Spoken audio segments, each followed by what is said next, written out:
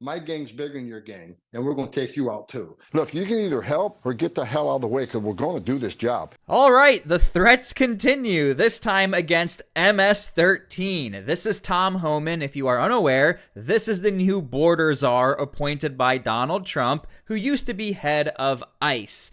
Now, again, you need to remember Donald Trump has straight up said the United States is prepared to go to war with the cartel, designating them a terror organization, utilizing the special forces, utilizing the U.S. Navy. But now there seems to be a new issue. It seems that possibly Democrats might get in the way of the Trump administration as far as wanting to implement the plans of deportation, but also going after cartel members. You mentioned the resistance that some of these Democrat governors and leaders are having against what you and President-elect Trump are planning to do. How do you fight that? And how do you then kick these people out of the country? Well, look, I wake up every day and the world's upside down in these sanctuary cities and these left-leaning politicians. They want, all of a sudden, my dad was a cop, my grandfather's a cop, I'm a cop, we're family cops. We're at a situation now where the cops, the ones who want to enforce the law, now we're the bad guys. But the ones who break the law, they're the victims. So if the mayors and governors want to step in the way, look, you can either help or get the hell out of the way because we're going to do this job. The American people give President Trump a mandate. We're going to protect this country, and we're going to enforce immigration laws. Now, I don't think he wanted to name any names yet because nothing is set in stone and the policies are not put in place yet.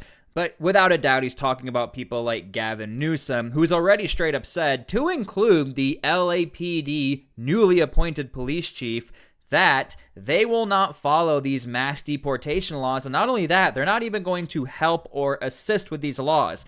There are other governors locally and actual governors of the state who pretty much said the same thing without saying it directly, that they're going to protect their own people's interest and their own people's rights. And again, in places like California, technically by state law, you're not a criminal if you came into this country illegally, and the police are not also legally allowed to even ask if you are an illegal immigrant. So there are definitely going to be some challenges for Tom Homan and Donald Trump, but yeah, the threat is out there. Just get out of the way. We'll figure it out.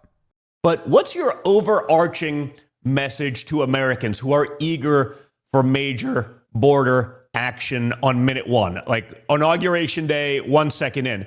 How much will you be able to improve the life of everyday Americans? I got 3 words for them. Shock and awe. Shock and awe. I love it. You're going to see us take this country back. And look, like I said before, it isn't just about the deportation operation. It isn't just about saving the children. It ain't about securing the border. What's the result? Less overdose deaths. Less, for God's sakes, one of the worst crimes around. Less migrants dying. Under this administration, over 4,000 aliens have died crossing that border. An historic record. When President Trump, again, had immigration on 90%, had that border shut down, he saved thousands of lives. So less aliens die, less Americans die. Wages will increase because you don't have all that illegal labor working for pennies on a dollar up here. Sex trafficking is going to vastly increase. This country is going to be alien crime. Alien crime, you're going to see that reduced significantly. As far as Trenda Agua and MS-13, a notice to you, my gang's bigger than your gang, and we're going to take you out too. So I can't wait to get started. I'm excited about coming back serving this country again. Took a huge pay cut, but my wife said if you don't go back, we're going to get divorced because I'm sick and tired of you waking up every day pissed off about you not being able to do anything. So I'm excited about coming back. Okay, so as you can see, Tom Homan is very dedicated and ready to go. He even said he's taking a pretty big pay cut to come back, but he wants to serve his country.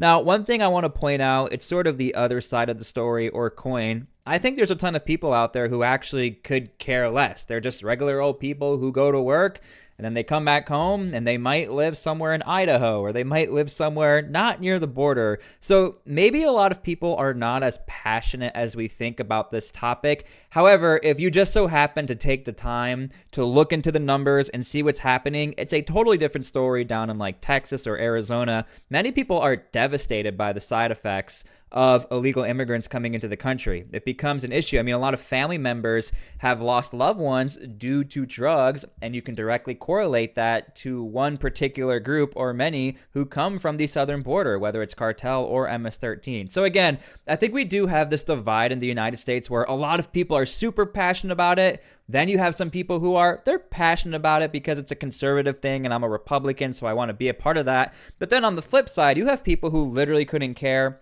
or they see all these people as immigrants trying to come into the country for a better life. Whether or not they're doing it for seeking asylum, that's a different story. So again, I'm trying to be a little more sympathetic to that fact. I'm always transparent that I did vote for Donald Trump and I expected this to happen. He kept saying it was going to happen.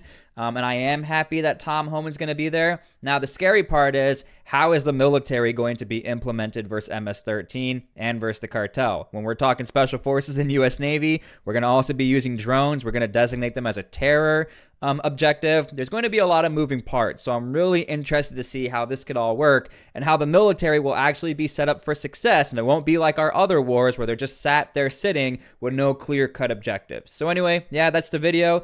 Let me know what you guys think down below, and I'll see you guys later.